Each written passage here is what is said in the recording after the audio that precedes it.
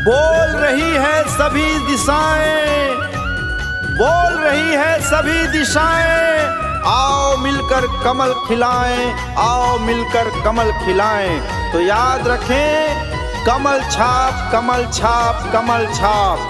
कोमल सिंह ठाकुर भैया ला जिताना है, वार्ड क्रमांक 3 तखतपुर के पार्षद बनाना है। तो याद रखूं, कमल छाप कमल छाप कमल छाप।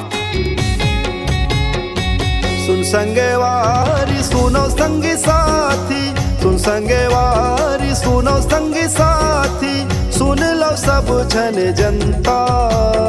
कोमल भैया लाहे जितैहा ए दीदी मोर, कमल मा बटन है दबैहा। कोमल भैया लाहे जितैहा ए भैया मोर, कमल मा बटन है दबैहा। सुन संगे वारी सुनो संगी साथी, सुन संगे वारी सुनो संगी साथी, सुन लो सब जन जनता। कोमल भैया लाहे जितैहा ए दीदी मोर, कमल मा बटन है दबैहा। कोमल भैया लाहे जितैहा ए भैया मोर, कमल मा बटन है दबैहा। काम किया है काम करेंगे, काम किया है काम करेंगे, झूठा वादा हम न करेंगे, झूठा वादा हम न करेंगे। तो याद रखें, कोमल सिंह ठाकुर भैया के कमल निशान, कमल निशान। वार्ड 3 के प्रत्याशी कोमल भैया, तखतपुर वार्ड 3 के है प्रत्याशी कोमल सिंह ठाकुर भैया। आशीर्वाद दे हाओ तू रह लइका, संगे कोनो जन भूलैहा। अरे सुने दीदी, तखतपुर वार्ड 3 के है प्रत्याशी कोमल सिंह ठाकुर भैया। आशीर्वाद दे हाओ तू रह लइका, संगे कोनो जन भूलैहा। सुने वो दीदी सुनेगा भैया, सुने वो दीदी सुनेगा भैया, सुन लो सब जन जनता। कोमल भैया लाहे जितैहा ए भैया गा, कमल मा बटन है दबैहा।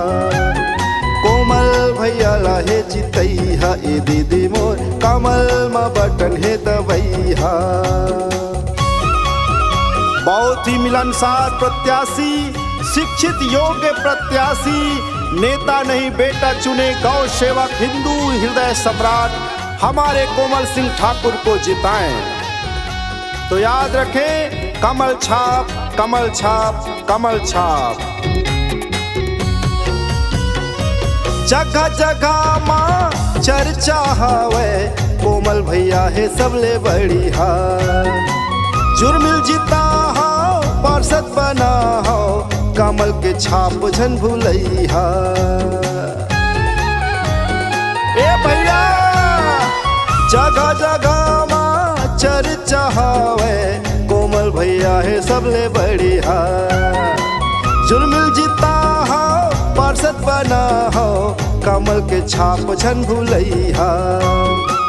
सुना वो दीदी सुनागा भैया, सुना वो दीदी सुनागा भैया, सुन ला सब जन जनता। कोमल भैया लाहे जितैहा ए दीदी मोर, कमल मा बटन है दबैहा। कमल मा बटन है दबैहा ए भैया मोर, कोमल भैया लाहे जितैहा। सुन संगे वारी सुनो संगी साथी, सुन संगे वारी सुनो संगी साथी, सुन लो सब जन जनता।